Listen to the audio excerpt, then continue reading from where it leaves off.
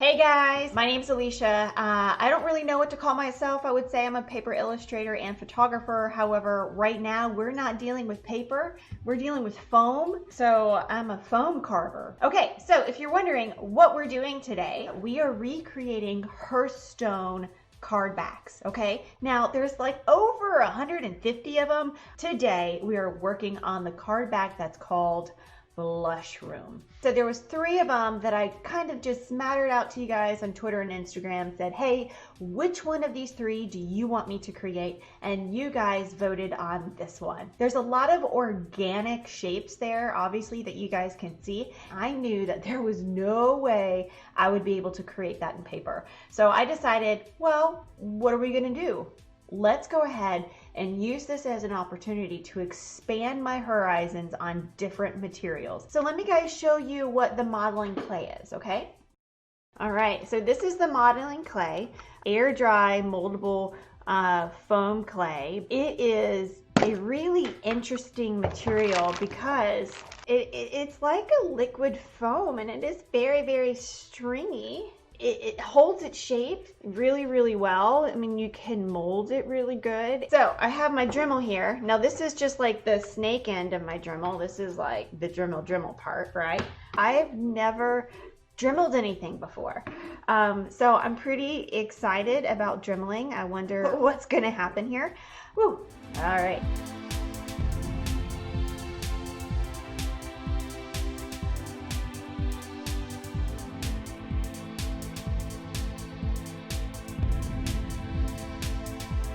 Okay, so what I'm thinking here is that I have this rounded edge, but I'm thinking where I'm going to start maybe is the rocks, and the rocks have these divots, and so this has like a very like curved edge here. So I'm definitely thinking that I'm going to need to maybe have more sharp edges. I'm just going to remove this little snake thing.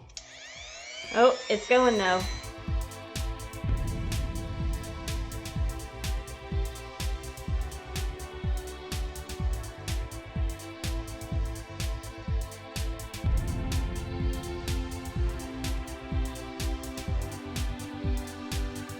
So I wanted to give you guys a little bit of an update as to what I'm thinking. The foam is actually doing a great job handling the carving, which I was really surprised about. I was able to create more of a divot here, which is nice, but the thing is that I can't really make this a very smooth organic line because of the very hard edge of the collet. And so I'm gonna definitely have to go back with either this circle guy, which I mean he's like, it's a globe, or perhaps maybe going back with this little dude. Let's go get this show on the road.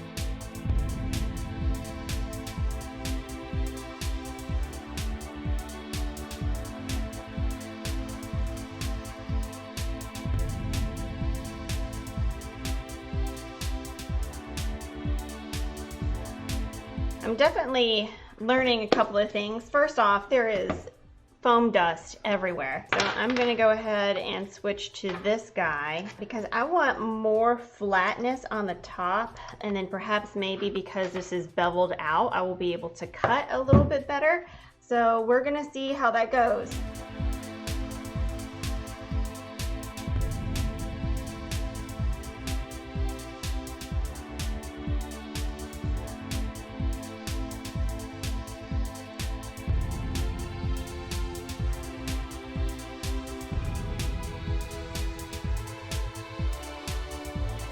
I like this one a lot better. This is like the inverted cone, I guess. But I'm able to get some really good facets, so I can get like the angles to kind of come together because of this angle here. I'm able to cut deep. My next step after this is that I need to prime everything with white, so tomorrow I can paint it. And again, we're going to be using a combination of traditional brushing with like your paintbrush, but also a little bit of airbrush as well.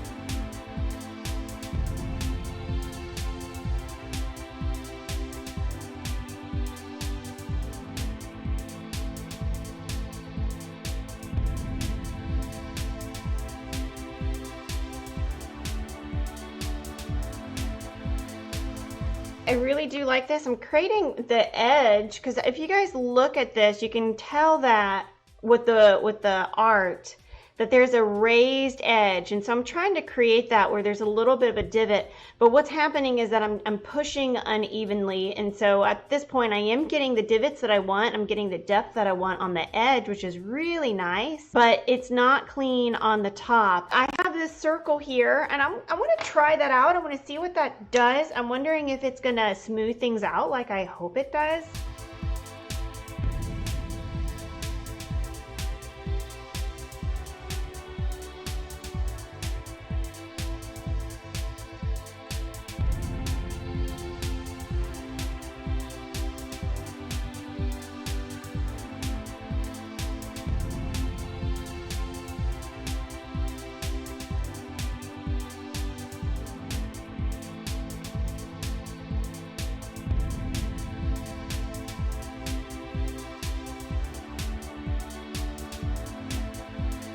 So, some thoughts. One of the things that I'm really liking about this foam is that you guys saw that I was able to just jab it with my tweezers in order to keep it secure so I could carve it. Obviously, you wouldn't really be able to do that with wood or anything else. Now, those holes, though, are going to be covered up by the medallion, so I'm not really too terribly worried about that. So, as for a kind of overview as to the round collet, I definitely really like it. I'm able to get the indentions in there. I want to go ahead and change to my inverted cone because I want some sharp angles here because I just think that that's going to make this look a little bit better, more like carved stone. See you in a minute.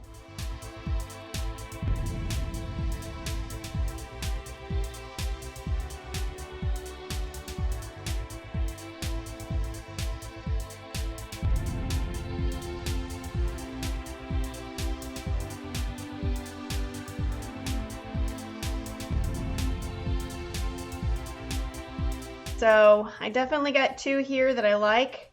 I got two here that I don't like. I kind of like being able to kind of figure out which ones I'm going to want on the foreground and the background. Guys, I think this is looking really good. I did take a before picture, so I'm excited to take the after picture to see the difference here, really. All right, so I got a lot done. I still have a lot more to go, though I don't really know what I would Dremel on my mushrooms. So I think I'm going to go ahead and put those to the side. We do have some rocks here that I would have to Dremel. Oh, look, this is my test piece. I was looking for this earlier because it's always good to kind of test things out. So these are really the remaining pieces that I need to Dremel. So I'm just going to have to do those today off camera. But whew, this was a fun one, guys. I'm kind of bummed that it did only last an hour because we definitely could have finished it if I was able to hold on even just for probably another 30 minutes. So tomorrow what we're going to be doing is that we are going to be painting all of these things. So again, traditional brush and also airbrush techniques are going to be included. I'm really excited about that. Third time ever using airbrush. I normally don't paint things. Normally I use paper or tactile that already has a color. So this is really fun. Look at it, guys. There's a lot of light that's happening in this. Do I paint those things within it, or do I just paint it the color that it is and allow the sunlight or natural light to allow all of those bouncings happening? I don't know. I've never done anything like this. So I feel like that's really the mantra of my live stream. It's like, hey,